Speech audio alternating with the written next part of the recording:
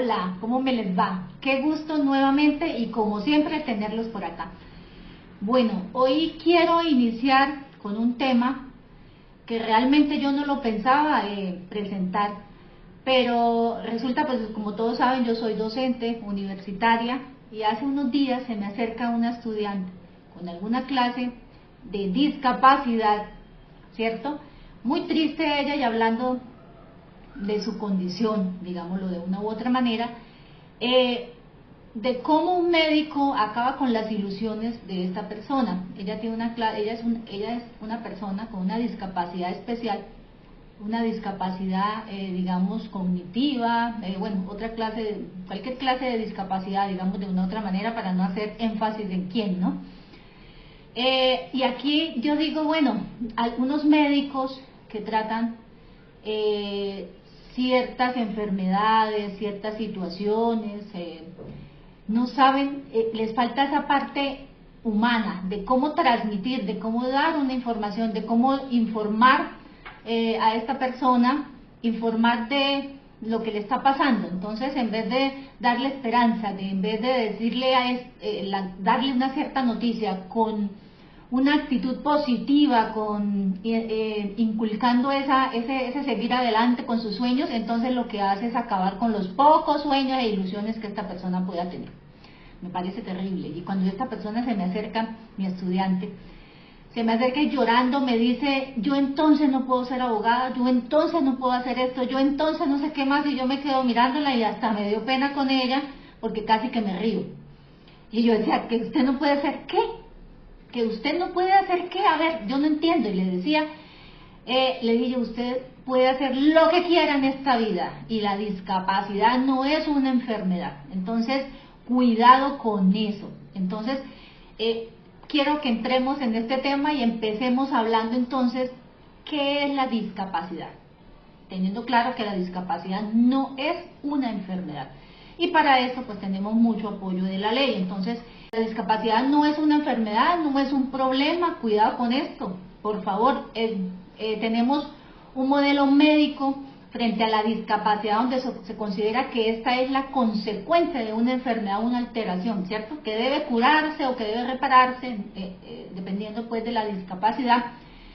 Pero este modelo no contempla a las personas con discapacidad como titulares de derecho.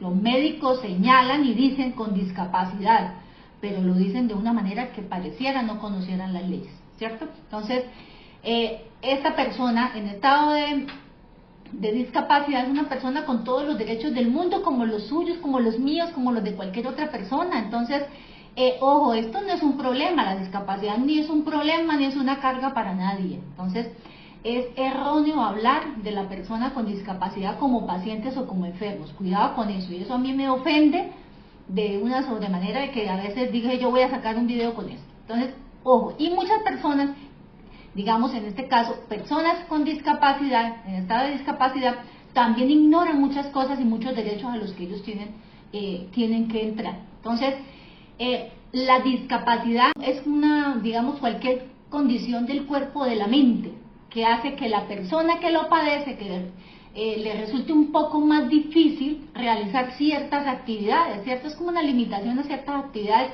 a interactuar con el mundo de pronto que les rodea, alguna restricción de participación, etcétera. La discapacidad se relaciona con las barreras, ojo, con las barreras de un entorno no habilitado para el desarrollo de la diversidad propia del ser humano. Entonces, esta puede ser leve, moderada, severa, según dictamen médico, esta clase de discapacidad. Por lo tanto, nuestra obligación es brindar un mundo sin barreras a toda persona en estado de discapacidad. Y este mundo, entonces, ¿qué son las barreras? Las barreras no es otra cosa que la forma como se les dificulta ciertas situaciones, ciertas actividades a estas personas, ¿cierto? Entonces, hay digamos, de una u otra manera las barreras tenemos varias. Hablemos de las más comunes, de las barreras de actitud, donde discriminamos, donde tenemos alguna clase de prejuicios, las barreras de comunicación, donde afectan, dificultan el habla, la lectura, la escritura, no colocamos un lenguaje inclusivo, no tenemos señales para aquellas personas con ciertas limitaciones, ¿cierto? Las barreras físicas dificultan el acceso a ciertos espacios, escalones, entonces no están las rampas. Bueno, en fin, muchas cosas, como el transporte también, no hay un transporte adecuado para las personas que tengan alguna discapacidad física. Bueno, en fin, barreras es lo que hay, pero la culpa es de nosotros. Somos nosotros quienes tenemos que entrar a facilitar el movimiento para estas personas, el desplazarse, cada una de sus actividades, porque todos somos iguales. Entonces, cuidado, la discapacidad no implica incapacidad. De otro lado, debemos dejar de, digámoslo de una manera, suena como raro, ¿no? De dramatizar la discapacidad. Ay, yo soy buena persona con estado de discapacidad, qué terrible que yo aquí ahora no, nada. No podemos pobretearnos, ni pobretearme yo misma, ni que los otros lo hagan. Soy una persona como cualquier otra persona, lo que pasa es que tengo diferentes habilidades de los demás, pero ojo con esto, cuidado. La verdad que me parece terrible a veces cuando nosotros discriminamos de una manera tan notoria a algunas personas que se les dificultan ciertos espacios. Entonces aquí vamos, bueno, ya bien sabiendo qué es la discapacidad, teniendo ya claro estos conceptos, pasemos al ámbito jurídico. ¿Conocemos ese ámbito jurídico? ¿Sí lo sabemos? ¿Ustedes saben si existe acaso una ley que proteja a las personas en estado de discapacidad? ¿Sí existirá? Claro que sí existe, claro que por supuesto que sí. Entonces, ¿por qué se expide la norma sobre el ejercicio de la capacidad legal de las personas con discapacidad? ¿Por qué? Para estas personas vamos a hablar de las personas con discapacidad mayores de edad, ¿cierto? Los menores, los niños, pues eso es otro cuento y ya serán sus representantes, pues sus padres. La ley, existe una ley, y quiero que lo sepan, existe una ley, acá se las voy a colocar, existe una ley, es la ley 1996 de 2019, como ustedes la están notando en este momento, garantiza el respeto del igual reconocimiento ante la ley, la dignidad humana, la autonomía la individual, incluida la libertad de tomar las propias decisiones, la independencia de las personas y finalmente el derecho a la no discriminación. ¿Sí? Entonces ahí la estamos colocando. Esta ley como tal protege a las personas con discapacidad, claro que sí las protege, que estipula que toda persona mayores de edad con alguna discapacidad tendrá capacidad legal para la realización de actos jurídicos. Cuidado, todas, o sea, no hay ninguna clase de limitación. Entonces una persona en estado de discapacidad puede elaborar un contrato, pero por supuesto que sí, claro que sí. Entonces, habrán unos que no podrán manifestarlo porque tendrán alguna, digamos, su parte auditiva, no podrán de pronto hablar, no podrán escuchar, ver o algo, y entonces por eso es que surgen los llamados apoyos, ¿cierto? Entonces, vamos a ver también entonces qué son los llamados apoyos, qué es esto de los llamados apoyos. Y aquí podemos entrar a mirar que los apoyos, ¿qué son? Pues eso suena así como raro, digámoslo así. Entonces, los apoyos son personas, y también se los voy a colocar aquí de frente, los apoyos son personas naturales, mayores de edad o personas jurídicas que prestan ayuda a las personas con discapacidad para facilitar el ejercicio de su capacidad legal. Esto puede incluir el apoyo a la comunicación, la comprensión de actos jurídicos y sus consecuencias y demás. Entonces, este apoyo lo que hace es facilitar, ¿cierto? Facilitarle la vida de una u otra manera, porque si no ve, pues esta persona llamada apoyo es la que le va a leer los documentos y demás, para que tengamos una mejor comprensión. Es la persona que le va a facilitar el ejercicio de muchas otras cosas. Que aquí también, como lo dice en lo que estoy colocando de frente a la pantalla, entonces, ¿qué es una red de apoyo? Entonces, ¿solo puedo tener una persona como apoyo? No, podemos tener una red de apoyo. ¿Y quiénes son la red de apoyo? Mis familiares, mis amigos, mis vecinos, ¿cierto? Que ellos son los que conocen mis gustos, mis preferencias, cómo yo tomaría una decisión en determinado momento. Pues ellos son una red de apoyo, no tiene que ser un solo apoyo, puedo tener varios. Ahora entonces miremos, ya teniendo en cuenta qué es esto, ¿qué? ¿Y cómo yo resulto con un apoyo? ¿Cómo hago yo para tener un apoyo? ¿Cierto? Lo primero que nosotros debemos tener claro es que existe una figura que se llama valoración de apoyos. Y así como se llama, valoración.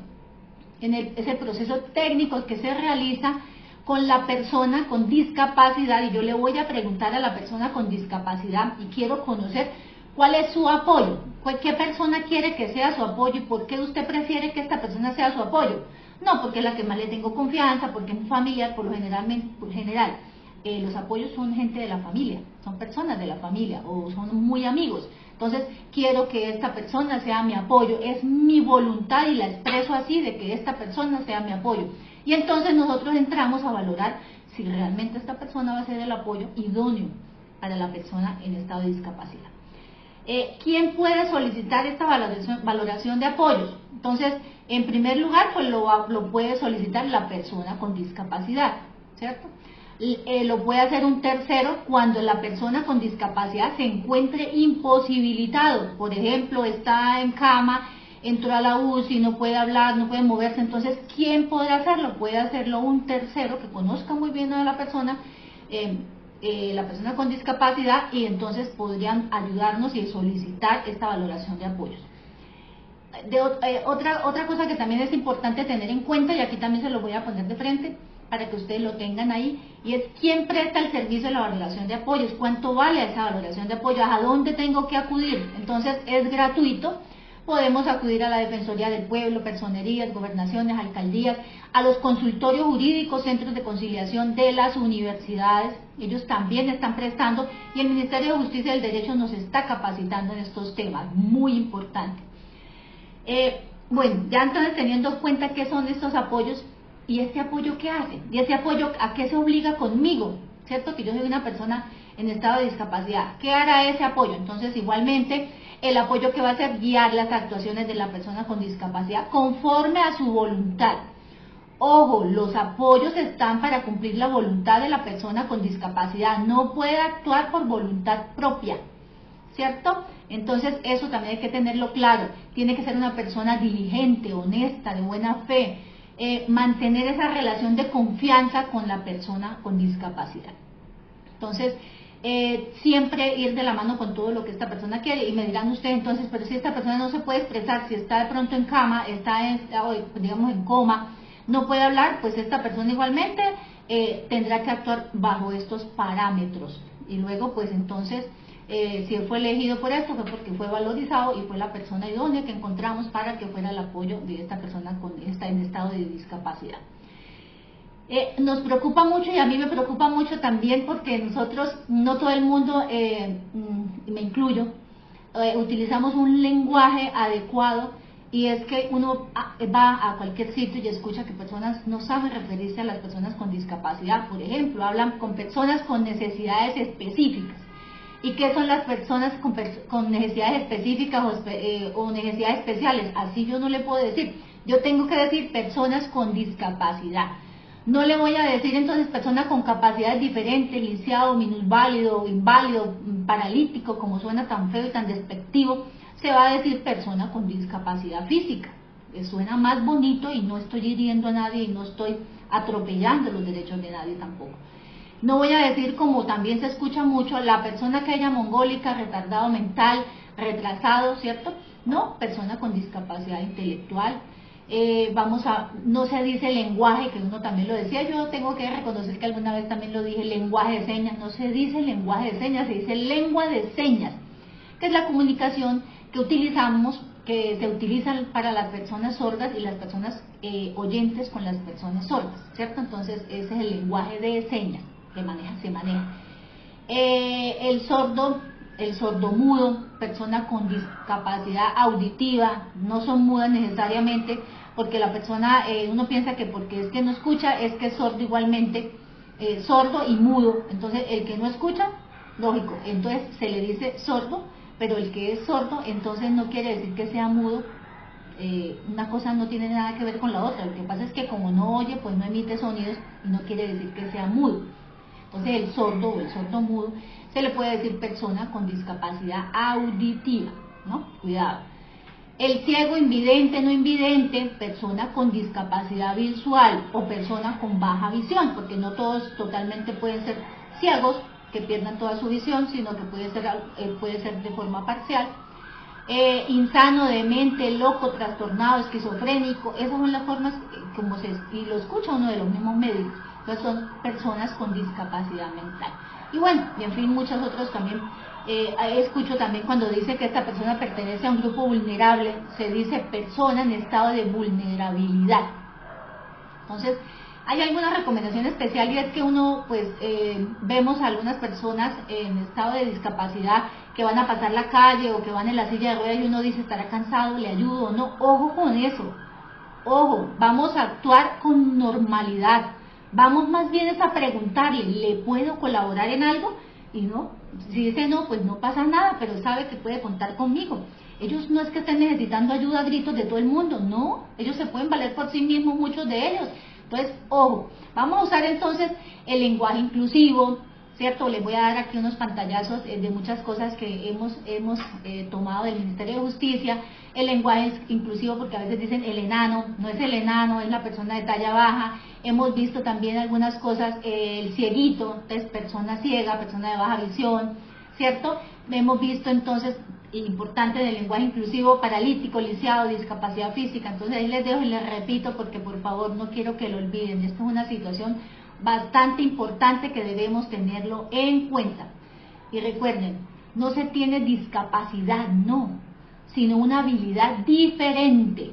Ojo, y ojo para las personas con discapacidad que me están escuchando, el miedo es la discapacidad más grande de todas, y las personas en estado de discapacidad son capaces de hacer lo que les dé la gana. Entonces, y yo los felicito, y son personas que hacen cosas que uno ni siquiera las hace, que está bien y que no le falta nada absolutamente, que está perfecto, que digámoslo entre comillas, y estas otras personas en estado de discapacidad sí lo hacen. Mi reverencia para estas personas. ¿Cómo lo hacen? Entonces uno lo va a decir. El miedo es la discapacidad más grande, hijos. Por favor, para adelante. Y un abrazo para todos. Dios los bendiga. Muchas gracias.